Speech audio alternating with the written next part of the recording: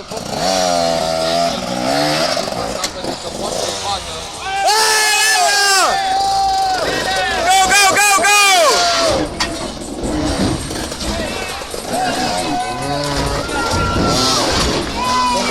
Încă un raid de muncă sus pe hill climb-ul de la Gustav. Bravo, Nicol! Bine, bine, bine, bine, bine, bine, bine, bine! Oh! Yeah!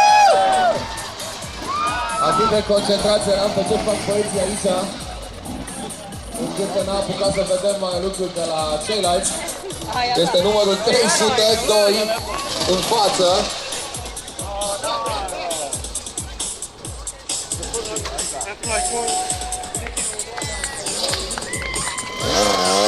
Riho Collis termină și el, aplauze pentru Riho Collis din Estonia! Oie!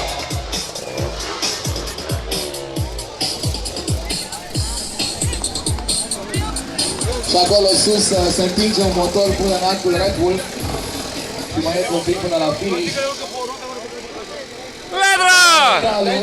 Celălalt estonian ajunge aici, lângă noi pe podium. Just one more step, come on, Elari! Foarte mulți estonieni au făcut excursia până la România pentru Red Bull Romania.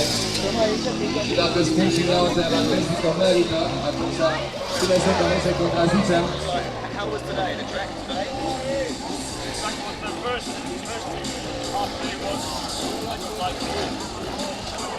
Elari Talu termină și el. Ion Buran, depășit pe ultima bucată și de estonien. Și mai în spate este și Dmitri Parsin din Rusia.